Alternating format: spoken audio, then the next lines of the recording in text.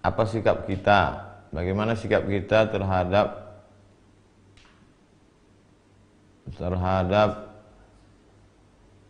beberapa daerah yang mengosongkan masjid, tidak melaksanakan sholat Jumat dan sholat berjamaah. Apakah sebaiknya kita sholat ke masjid atau di rumah pada saat bencana, pada saat wabah? Maka Nabi SAW sudah mengajarkan kepada kita dalam Sahih Bukhari dan Muslim, idza sami'tum bihi ta'un, idza sami'tum bihi, kalau kamu mendengar ada bihi di situ maksudnya ta'un, wabah, bencana, musibah, penyakit, bi ardin, pada suatu daerah, la taqdimu alaih, jangan kamu datang ke sana. Kita sudah tahu di daerah itu ada wabah penyakit, maka kita jangan datang. Wa idza waqa'a bi ardin wa antum biha, kalau kamu berada di suatu tempat dan di situ ada wabah penyakit, fala takhruju firaran minhu, maka jangan keluar dari daerah itu. Ini kan yang dilakukan oleh beberapa negara sekarang.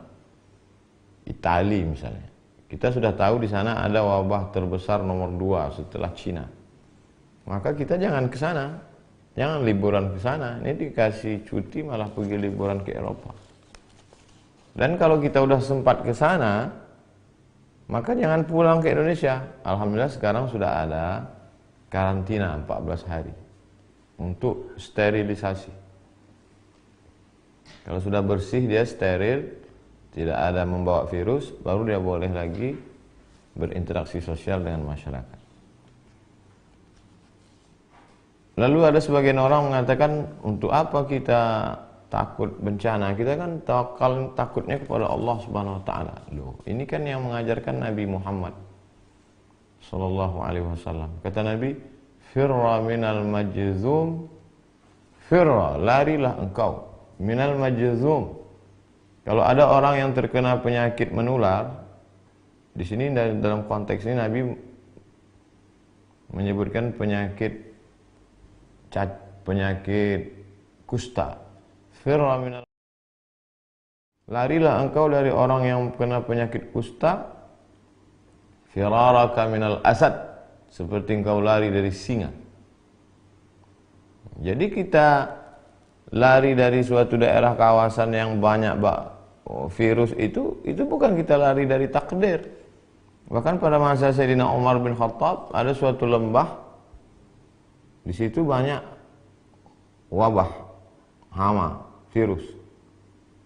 Kemudian kata Umar bin Khattab, mari kita pindah ke tempat yang tidak ada manusia di situ, yang bersih, steril. Loh, kalau begitu kita lari dari takdir, kita pindah dari takdir yang buruk ke takdir yang baik. Nah, jadi bukan berarti ketika ada orang terkontaminasi bakteri lalu saya tidak takut pada bakteri, hanya takut pada Allah. Itu tidak betul. Kita sudah meninggalkan sunnah Rasulullah SAW. Bagaimana kalau ada orang yang jelas-jelas tertular, kena virus, lalu dia ingin bersalaman dengan kita? Zaman Nabi pernah itu. Ada orang yang sudah terkena penyakit kusta menular. Kata Nabi, inna qad bay'anaka farji'. Kami sudah membaiat engkau. Sudah berbaiat. Farji', mestinya berbaiat itu salaman. Tapi kata Nabi karena dia kena penyakit menular, inna qad bay'anaka. Sudah, farji', pulanglah. Tidak perlu bersalaman. Jadi yang kita lakukan hari ini, tidak berinteraksi sosial dengan orang yang dikhawatirkan menularkan virus, tidak bersalaman, bukan meninggalkan sunnah, justru sedang melaksanakan sunnah.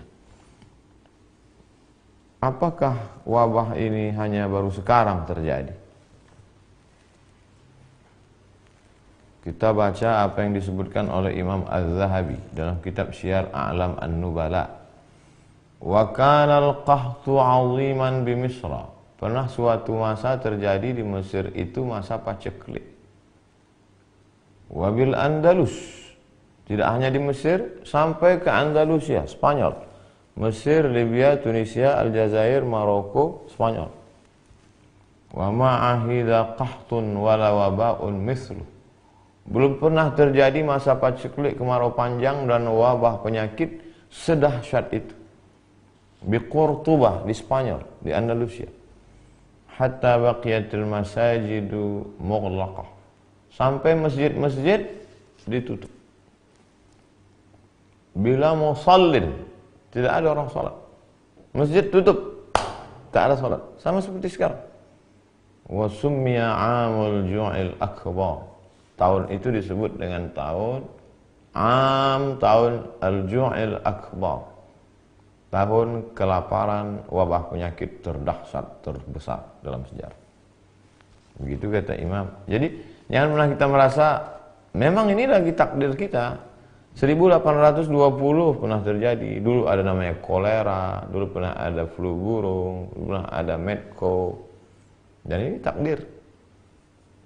Makanya di antara rukun iman, antu'mina billah wa malaikatihi wa kutubihi wa rusulihi wal yawmil akhir wa biqadri khairihi wa syarrihi. Oleh sebab itu bagaimana sikap kita? Ati'ullah, ta'at kepada Allah, wa ati'ur rasul, ta'at kepada Rasulullah SAW, wa ulil amri ulama. Majelis Ulama Indonesia sudah mengeluarkan tentang masalah sholat berjamaah, tentang masalah tidak berkerumun, dan saya pribadi tidak melaksanakan tabligh akbar untuk menjaga ini. Bahwa ada sebagian orang mengatakan risau, kenapa masjid ditutup, kenapa mall tidak, kenapa masjid ditutup, kenapa airport tidak, kenapa masjid ditutup, kenapa bioskop tidak. Itu tidak serta-merta lalu kita berkata kalau begitu masjid jangan ditutup. Jadi yang tepat itu bukan begitu. Tidak berkerumun di masjid, juga tidak berkerumun di mall. Jangan sampai ketika orang ditanya, kamu tidak sholat Jumat? Saya takut nanti tersebar virus. Dia tidak sholat Jumat, dia tidak sholat berjamaah, tapi ke mall. Tapi orang asing yang tidak steril dibiarkan masuk. Nah, ini tidak benar. Oleh sebab itu kita saling menjaga. Saya percaya kepada Majelis Ulama Indonesia dan khusus Mesir, karena saya alumni Al-Azhar, ikut Hay'atu Kibar Ulama Al-Azhar. Saya sebagai orang yang awam, tidak berilmu, ikut ulama-ulama guru-guru kami di Azhar yang sudah mengeluarkan keputusan pada tanggal 15 Maret 2020 tentang gugurnya sholat Jumat dan sholat fardu. Perlu kita pahami bahwa korban akibat virus corona di Mesir jauh di bawah Indonesia. Coba lihat pengumuman, paling tinggi di atas Cina, setelah itu Italia, setelah itu Iran. Kita, Mesir jauh di bawah. Oleh sebab itu Mesir saja langkahnya begitu, apalagi kita. Wallahu a'lam bishawab.